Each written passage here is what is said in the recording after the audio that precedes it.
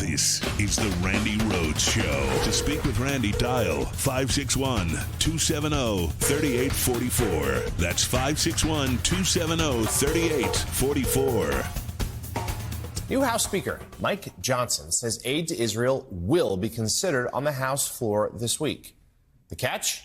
It will be a standalone measure. That's despite President Biden's call for Congress to provide a broader package that also includes aid to Ukraine. During an interview yesterday with Fox News, Speaker Johnson expressed confidence that the standalone measure would pass. There are lots of things going on around the world that we have to address, and we will. But right now, what's happening in Israel takes the immediate attention, and I think we've got to separate that and get it through. I believe there'll be bipartisan support for that, and I'm going to push very hard for it. Do you believe there'll be bipartisan support in the Senate? Will it pass muster there? I think it will. My intention is not to use this for any partisan political gamesmanship. This is a very serious matter. Earlier this month, the White House asked Congress to provide more than $105 billion in aid to Ukraine and Israel, as well as some other national security needs. Before he was elected Speaker, then just Congressman Johnson voted last month with 93 other Republicans to cut off aid to Ukraine. But during an interview he did on Fox the day after he was sworn in, Johnson did emphasize the U.S. must stop Russia's advances. I mean, honestly, we have Alex P. Keaton as a Speaker of the House. I mean, everything is just old as new again. Anti-Semitism is on the rise. We've got Russia invading its neighbors, and the United States wants to be, I don't know, over here, waiting for the apocalypse, waiting for Armageddon. Here's what I would say to you, Mike Johnson, okay? If there was an apocalypse, if there was an end times thing that was going to happen, it wouldn't take billions of dollars of U.S. dollars to make it happen. But that's why they're all about this. You know that. They literally think that Jesus will come back if Israel dies. I mean, it's just this fundamentalism that's eating their brains is so dangerous for every living thing that gets in its way. And he said, you want to know what my worldview is? It's the Bible. Well, like I said, in the Bible, it does say, render unto Caesar what is Caesar's, meaning the government, and render unto God what is God's, meaning religion. And even in the Bible, there's a separation of church and state. But for some reason, they skip over that portion. Joseph in Pennsylvania. Hello, Randy. How are you? Fine. Good. I listen to you every day, and I feel I agree with almost everything that is always being said by you. But today, you spoke to a gentleman, and he was talking about Ukraine and Israel. And honestly, Randy, I don't think we should be sending weapons over there to Ukraine. I don't think we should be sending money there. I don't think we should be sending anything to Israel. Israel's a rich nation. It's small, but it has plenty of money. We don't need to be doing that. We can't even house our own people or feed them. Well, the defense budget has nothing to do with housing people. That's, kind of a state thing. But okay, so if you wanted to conflate that, that would be a bad way to look at the world. But however, I have to tell you, well, let me ask it to you this way, okay? Sure. If the United States forfeits its leadership, what takes its place? Well, we can't be the police dogs for the Well, whole if world. we're not, let's say we're not. Let's say we don't do that. Let's say we're not the, indispensable nation anymore. We're not the leadership of the free world anymore. We say we're out. We're not going to do this anymore. And we leave this vacuum where we used to, be the go-to. Who takes that? Who does that? Well, I don't know.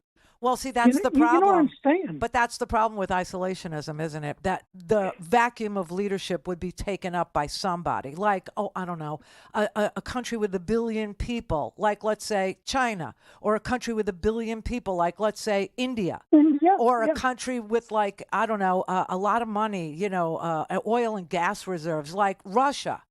Saudi you Arabia. Yeah, Saudi Arabia, exactly. Do you see a problem with them leading the world? Oh, yeah, absolutely. Okay, so that's why we do it, because we see that problem too. I just think it's a very scary world. It's a very scary world because the capacity for human beings to be inhumane is endless. I mean, have you ever been to like the Tower of London or any of those, really old countries, where their cornerstones say one, Yeah. Okay, well, No, I never. so let me explain this to you. The means of torture, the ideas about how to torture a person, like drawing and quartering them, meaning you tie a limb to this wagon over here, you tie a limb to that wagon over there, you tie a leg over there and a leg over there, and then you slap the horses and you make them run as fast as they can, and you rip a person apart. That used to be sport, okay? Yes. Okay.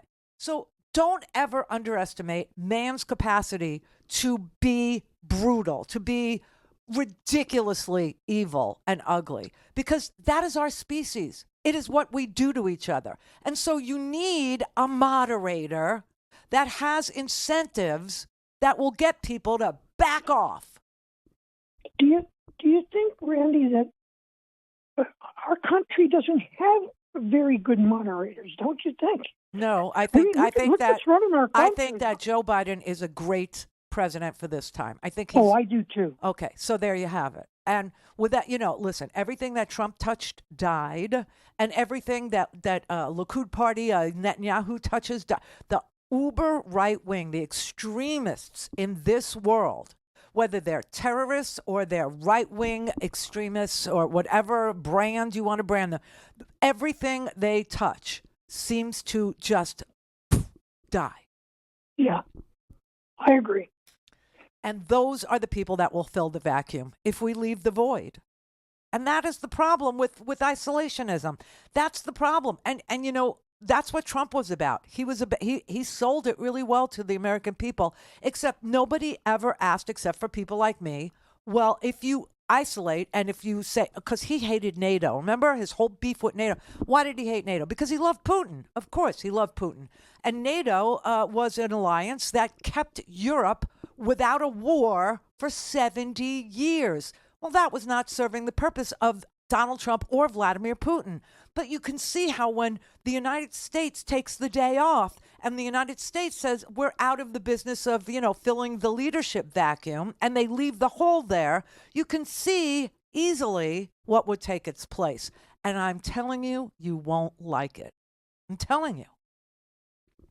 You will not like it. Nationalist governments dating back to Mussolini and Franco and, our buddy Adolf over there, you won't like it. You won't like the way that they manipulate the people. You won't like the way that they enrich themselves at your expense. You won't like the number of deaths that you have to deal with. You won't like the kind of hatred that will fill your soul. You won't. You won't like it. It won't relate to anything that you think America was about, because it won't be anything that America was about. That's just a fact. And that's why America is America.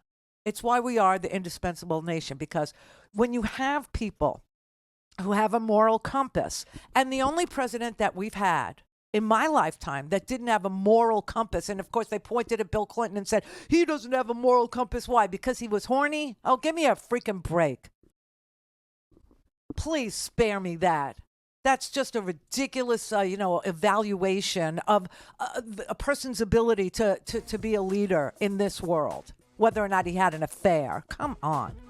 But anyway, in my lifetime, I have never seen a president, not even Ronald Reagan, I shouldn't even say it that way, but no president in my lifetime has been an autocratic dictator. No president in my lifetime has ever been somebody who wanted our power usurped by another government because they stood to make money that way. I've never seen it. I've never lived through it. And I'm telling you right now that this man who did all this to us by, sitting it out, by saying, I hate NATO, and now there's a war in Europe. You know,